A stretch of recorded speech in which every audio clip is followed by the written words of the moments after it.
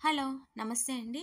ఈరోజు ఈ వీడియోలో శివరాత్రి రోజు మనము శివునికి ఎలాంటి అభిషేకాలు చేయడం వల్ల మనకు ఎలాంటి ఫలితాలను అందిస్తుంది అనేదైతే తెలుసుకుందాము. అయితే ఈ వీడియోననేది ఎక్కడ గూడా స్కిప్ చేయకుండా ఫస్ట్ నుంచయితే లాస్ట్ వరకు చూసేయండి. ఇది తెలియని వాళ్ళ కోసమండి. మనం ఎలాంటి అభిషేకాలు చేయాలి అనేదైతే. ఇంకా మన ఛానల్‌ని కొత్తగా చూసిన వారైతే Mamata nature homes channel subscribe చేసుకోండి. అలానే పక్కనే ఉన్న గంట సింబల్‌ని క్లిక్ చేయండి. ఇంకా లేట్ చేయకుండా వీడియోలకైతే వెళ్ళిపోదాం. ఆవు పాలతో చేస్తే సర్వ సౌఖ్యాలు, ఆవు పెరుగుతో చేస్తే ఆరోగ్యం, బలం, ఆవు నెయ్యితో చేస్తే ఐశ్వర్యాబ్ది వృద్ధి, చెరుకు రసంతో చేస్తే దుఃఖ నాశనం, తేనెతో చేస్తే తేజో వృద్ధి కలుగుతుంది. ఇంకా భస్మజలం, భస్మంతో చేస్తే మహాపాపహరణం కలుగుతుంది.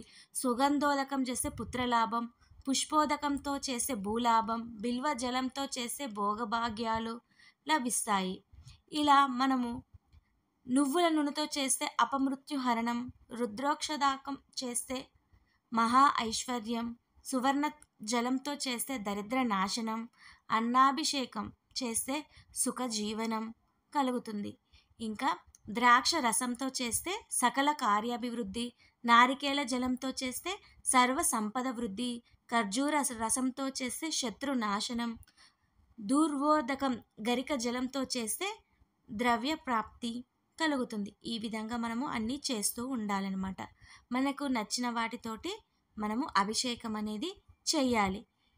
ఇంకా ధవలోదకంతో చేస్తే శివ సాన్నిధ్యం, గంగోదకంతో చేస్తే సర్వ సమృద్ధి, సంపదల ప్రాప్తి కలుగుతుంది.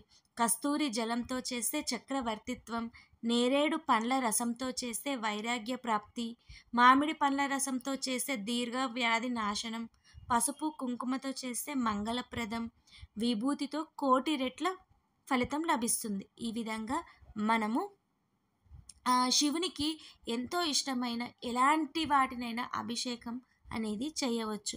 లేదు మన దగ్గర టయానికి ఏమీ లేకపోతే కూడా నీళ్ళతోటి కూడా అభిషేకిస్తే కూడా శివుడికి ఎంతో ఇష్టం.